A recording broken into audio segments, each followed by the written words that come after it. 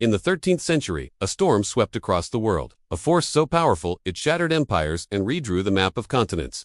This was the Mongol horde. From the shores of the Pacific to the heart of Europe, they were an unstoppable tide of conquest. Cities burned, armies fell, and entire civilizations crumbled before their might. Genghis Khan and his successors built the largest contiguous land empire in history, a testament to their military genius and brutal efficiency. They crushed the Khwarezmian Empire, subjugated the Jin dynasty in China, and pushed deep into Persia and the Middle East. Their cavalry, masters of the composite bow and psychological warfare, seemed invincible. By 1237, the Mongol tide reached the lands of the Rus, the principalities that would one day become Russia, Ukraine, and Belarus. One by one, the cities fell. Ryazan was wiped from existence. Vladimir, the grand capital, was sacked and burned. The legendary city of Kyiv, the mother of all Rus cities, was besieged and utterly destroyed in 1240. The southern and eastern Rus lands were now under the firm control of the Golden Horde, a vassal state of the vast Mongol Empire. It seemed nothing could halt their westward advance. Europe trembled, bracing for an invasion that felt inevitable. But in the north, one city stood defiant, the Novgorod Republic. This wasn't your typical Rus principality. It was a bustling medieval trade hub, a powerful merchant republic often called Lord Novgorod the Great. Its strategic location, surrounded by forests and marshes, made it a difficult target for the Mongol cavalry, who relied on open plains. But more importantly, Novgorod was ruled by a different breed of warrior.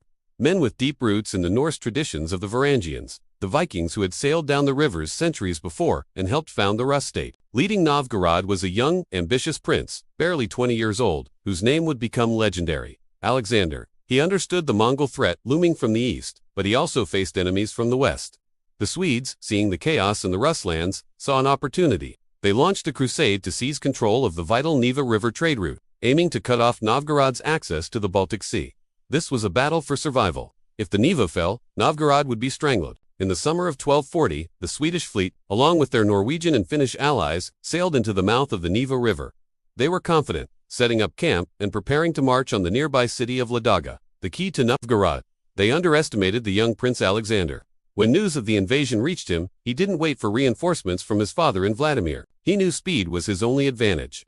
Rallying his personal guard, his druzhina, and the local Novgorod militia, Alexander force-marched his army to meet the invaders. He famously told his men, "God is not in might, but in right." The clash that followed, on the banks of the Neva River, was swift and brutal. Alexander led a surprise attack, catching the Swedes completely off guard. The Novgorodians charged into the Swedish camp, their axes and swords creating chaos. The battle was a desperate close-quarters affair. According to the chronicles, Alexander himself fought with incredible bravery, personally wounding the Swedish leader. The surprise and ferocity of the Novgorod attack shattered the Swedish morale. They were routed, forced to flee back to their ships, leaving their ambitions drowned in the waters of the Neva. This victory was monumental.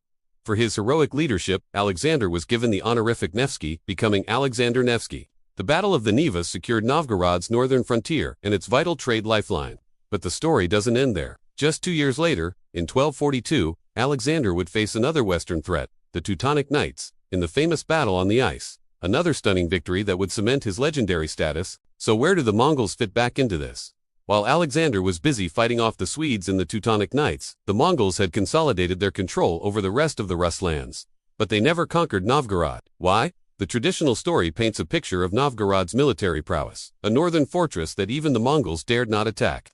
The truth is a bit more complex and, in many ways, more interesting. The Mongols were pragmatic. A direct assault on Novgorod would have been costly. The dense forests and marshlands of the north were terrible terrain for their cavalry-based army. They had learned this the hard way during their initial campaigns.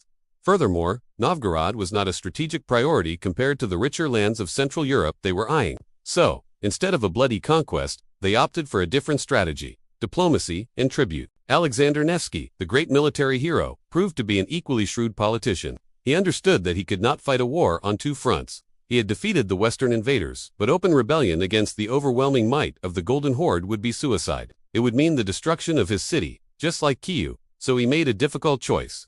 Alexander traveled to the Mongol capital, met with the Great Khan, and agreed to become a vassal. He accepted Mongol overlordship and agreed to pay tribute. This decision has been debated by historians for centuries. Was he a traitor who bent the knee to the conquerors, or was he a pragmatist who saved his people from annihilation? What is certain is that his actions worked.